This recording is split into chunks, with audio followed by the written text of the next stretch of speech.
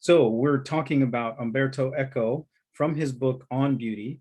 And this is from the section on the 20th century, which he has titled The Beauty of the Media. Part 1, the beauty of provocation or the beauty of consumption. Let us imagine an art historian of the future or an explorer arriving from outer space who both ask themselves the same question. What is the idea of beauty that dominated the 20th century? At bottom, we have done nothing else in this cavalcade through the history of beauty, but pose ourselves similar questions about ancient Greece, the Renaissance, and the early or late 19th century. So by that sentence, he's referring to his whole book. True, we have done our best to identify the contrasts that caused a stir in individual periods, moments in which, for example, neoclassical tastes coincided simultaneously with the presence of the aesthetics of the sublime. But basically, we always had the feeling, on looking at things, quote unquote, from a distance, that each century possessed consistent characteristics, or at most, a single fundamental inconsistency. It may be that, on looking at things, quote unquote, from a distance in their turn, the interpreters of the future will identify something as truly characteristic of the 20th century, and thus give Marinetti the rights of the matter by saying that the 20th century equivalent of the Nike of Samothrace was indeed a beautiful racing car, perhaps ignoring Picasso or Mondrian. So one of the points here that I want to be clear about is that Eco is writing in the 1990s at the end of the 20th century. And his point here is that living in the 20th century, it's kind of difficult for him to characterize it as easily as someone looking back on the past might. Still, he says, right, we cannot look at things from such a distance. All we can do is content ourselves with noting that the first half of the 20th century, up to and including the 1960s at most, after which he says it would be more difficult, witnessed a dramatic struggle between the beauty of provocation and the beauty of consumption. So part 2 of this part on the 20th century, the avant-garde, or the beauty of provocation.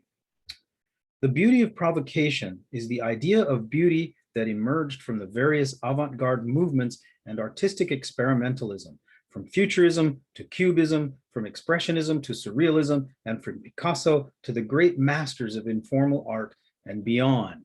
So clearly, Eco is concerned to a huge degree with art, right, and trends in art.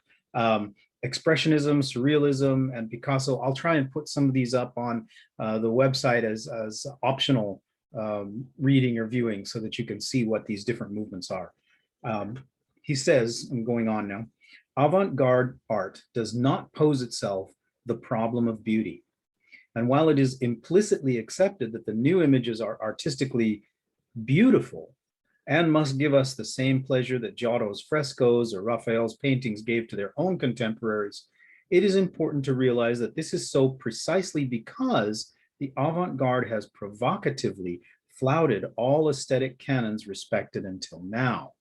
So basically what he's saying is that the avant-garde is sort of a rebellious movement, right? In the 20th century, what is beautiful is the art, but in part it's beautiful because it attempted to rebel against or to flout or flaunt the differences with earlier ideas of beauty and aesthetic rules. It breaks the rules. That's what he's trying to say. Art is no longer interested in providing an image of natural beauty, nor does it aim to procure the pleasure ensuing from the contemplation of harmonious forms. As I read this sentence, the first thing I think of is that image by Banksy, the one that sold for millions of dollars, and then as soon as the owner took possession of it, immediately shredded itself. If you haven't seen that, look it up on the internet. It's a fascinating idea of what art is. And the owner was as satisfied with it as Banksy was, which is interesting. Banksy is a very interesting figure in modern art. Art is no longer interested in providing an image of natural beauty, nor does it aim to procure the pleasure ensuing from the contemplation of harmonious forms. On the contrary, its aim is to teach us to interpret the world through different eyes, to enjoy a return to archaic or esoteric models, the universe of dreams or the fantasies of the mentally ill, the visions provoked by drugs, the rediscovery of material, the startling representation or representation of everyday objects in improbable contexts. See ready-mades like Dada, etc., and subconscious drives. And actually in the book, he has some interesting illustrations here. He's used some Picasso's Demoiselle d'Avignon, Gino Seveni's La Dombre Obsmante, and then it looks like a Mondrian to me, but I can't see the caption. Anyway, these are all examples of art that, as Eco says, right, its aim is to teach us to interpret the world through different eyes, to enjoy a return to the archaic or esoteric models, the universe of dreams or fantasies, right? One way of thinking of this is Salvador Dali, right? Okay. In this case, and I want to bring this back to the class real quickly, one of the things that we need to think about in terms of art, and especially the avant-garde art that Eco is talking about here, probably has to do with what Adorno and Horkheimer called catharsis, right? In a sense, the modern artists that Eco is dealing with in this book are flouting the conventions of beauty that have been created over the centuries. And in doing that, they're attempting to escape from a set of rules that's sort of been passed down forever, right? This can be incorporated into advertising. And in fact, we've seen it incorporated into advertising. I'll try and find a couple of videos where modern art, or for example, avant-garde, expressionism, abstract expressionism, excuse me. These movements are in a sense rebellious, but by incorporating them into advertisements for products, the advertising industry is actually incorporating that rebelliousness and making it possible for people who view those advertisements to see themselves as rebellious, as alternative, as having a different way of looking at the world from regular commercial capitalism. And yet the ads are attempting to sell material goods in a standard capitalist way to them. So by using their own rebelliousness in a way to bring them into the fold, this catharsis then makes those people feel like they've done their job, they've been rebellious, now they can go buy the car or the refrigerator or the camera or whatever, right? Only one school, back to Eco here, only one school of contemporary art has retrieved an idea of geometrical harmony reminiscent of the aesthetics of proportion, and that is abstract art. By rebelling against both subjection to nature and to everyday life, abstract art has offered us pure forms, from the geometrics of Mondrian to the large monochromatic canvases of Klein, Rothko, or Manzoni.